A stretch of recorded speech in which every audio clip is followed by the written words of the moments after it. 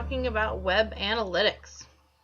We're going to be going over how to read the reports and, more importantly, how to act upon those reports, or how to act upon your analysis of those reports.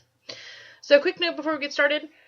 For example purposes today, I have some screenshots. I apologize because some of them are fuzzier than others.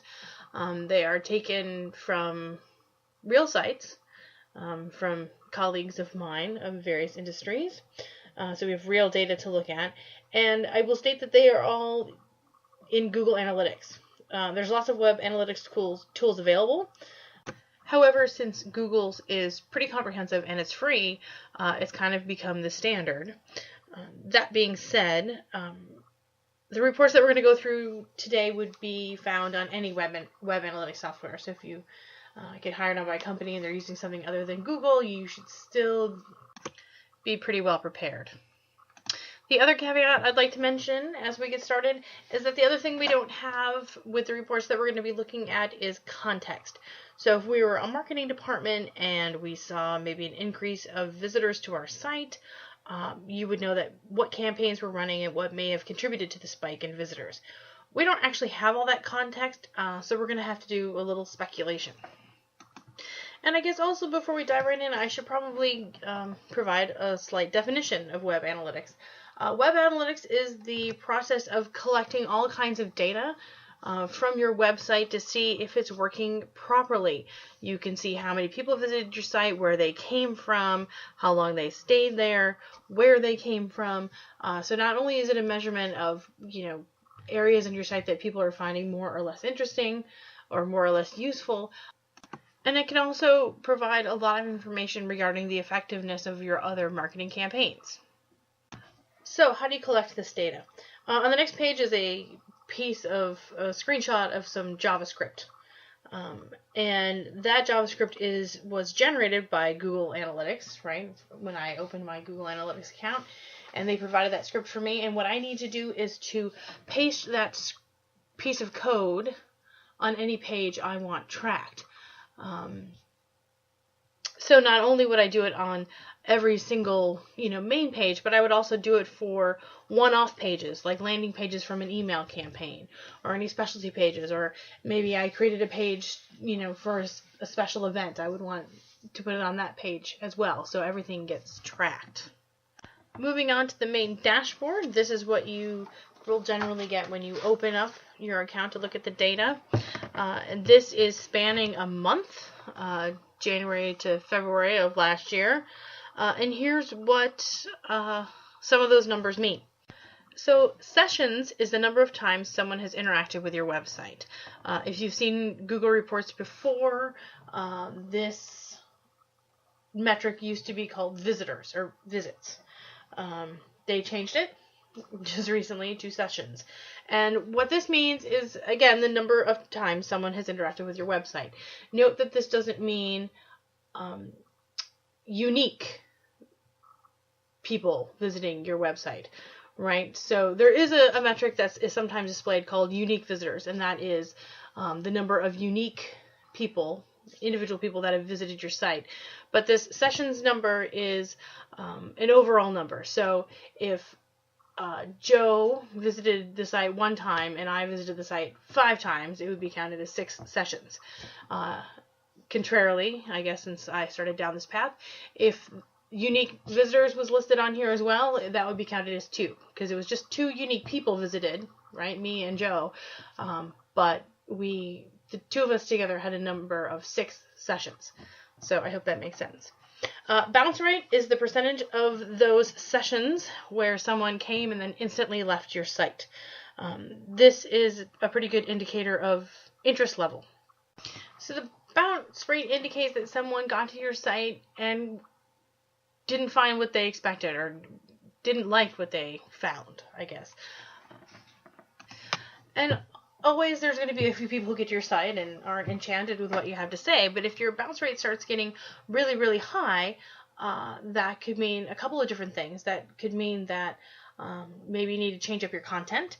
That could mean that maybe a lot of people were driven to the site by an ad, and either the people visiting the site where the ad was weren't part of your target market, and therefore your content wasn't appealing to them, or maybe something was wrong with the ad and it was giving a false impression.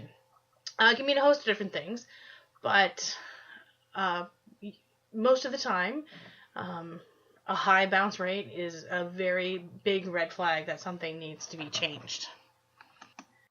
The next couple of metrics also indicate a measure of interest, but in a slightly different way. So page views is how many pages were viewed during those sessions, right? And again, it could be one person, one person's session, they visited 2 pages, and another person's sessions, they visited 20, but it's all going to add up, right? So though the 29,275 sessions that people had during that time, they looked at 49,847 pages, right? And so then the metric below that, the pages per visit, is, then the simple math, right? The 49,000 divided by the 29,000.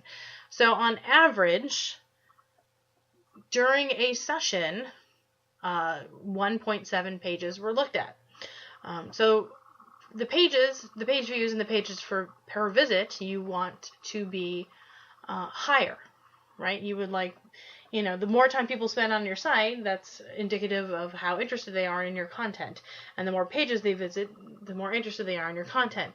If this is low or it starts to go lower, you can look at A, your content, and B, maybe your navigation. Maybe something's wrong with your navigation and they're not able to find what they're looking for. Average time on site is a similar metric. That is, on average for each session, how long that session was. So someone, on average, people spend 2 minutes and 12 seconds on your site. And then finally, percentage new visits. That's the number of sessions that were conducted by brand new people or brand new visitors. And this can be important or not depending upon your goal, right? If you are going for loyalty, you don't care as much about new visitors. If you're trying to increase market share, you care very much about getting new visitors to your site. So looking a little more closely at the data in front of us right now, it kind of looks, the bounce rate seems a little high and the average time on site seems a little low. But again, context is everything. So putting this particular set of data into context, this data is from a blog. So people lots of times will look, and if there's not a new post, they will instantly leave, right? Accounting for a higher bounce rate. And if they do stay on the site, they're likely only to read the latest post, which accounts for the lower average time on site. So in this instance, those metrics aren't necessarily indicative of quality or interest. It's all very relative depending upon what you're looking at. So let's look at some of these same types of metrics for a different site. So first, let's look at the number of sessions. 345,000 sessions seems like a lot to have in 1 month, but maybe it's not. And to get further context on that, it's helpful to trend that data over time to know if it's going up or down, and factor in the marketing campaigns that are happening. And we're going to do that in a minute. But let's look at the bounce rate in the meantime. And a bounce rate of 35% is pretty good, especially given the high number of visits and page views. This means that the people that you and your marketing promotions are driving to the site are interested in your product, so they are qualified visitors. We can further tell these users' interest levels because they spent over 6 minutes on the site and looked at almost 12 pages for each session. So that's a really deep exploration of your site, which is a really good thing. But how do we know if it's doing better or worse than before? Maybe 2 months ago, people looked at the site for 15 minutes at a time. And to get a broader picture of how you're trending, instead of just looking at the month-long snapshot, you can look at a comparison over time, which is on the next slide. So as you can see, this is comparing January and February of 2014 to the month previous, right? The month of December. And you can stretch this time comparison. You can make it anything you want. You can compare this 6 months to the last 6 months. You can compare this month to the same month a year ago. Any way you want to slice it up, you can do that. So when you look at these, it shows you what's going on in the month you're looking at, and then underneath it, it shows you what had happened, the numbers for the previous month, and then if that metric improved, in which case it would be in green and tell you a percentage, or got worse, in which case it would be in red.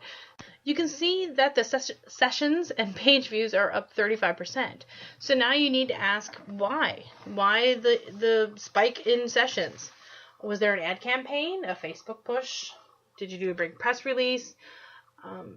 Say we can contribute the increase to a new display ad campaign. This spike can tell you that your ad was compelling and that it drove traffic to your site. Does this mean it was a successful ad? Well, let's look at the other numbers. The bounce rate increased significantly. And remember, the bounce rate tells you, those are the people that came to your site and immediately left. So what those two numbers together tell you is the ad drove a huge number of people to your site, but it drove people to your site who weren't interested in your product. So maybe the campaign wasn't as successful as we first thought. So let's move on to traffic sources. This is the traffic sources overview report, and it tells you how people came to your site, what source it was that got them to your site. So direct traffic includes people who typed in your URL or clicked on a bookmark, maybe something that they had saved. If this number goes up, perhaps it was because of an offline campaign in which you touted your web address. Referring sites are other websites that are sending traffic to you and your website. So this could be a banner ad from another site, or it could be any other type of link, like if someone mentioned your site in a blog. Search engine, that should be kind of obvious. It includes traffic from all the search engines, Google, Yahoo, Bing, etc. And it includes both your organic, natural search, or those the search traffic that you didn't pay for, as well as PPC ads, which is the traffic you did pay for. The other category, those can be from emails or special links that you've set up and tagged with different campaign variables. So if you ran a special campaign, you could tag it a certain way, and then you could know directly that X number of sessions came from a particular campaign.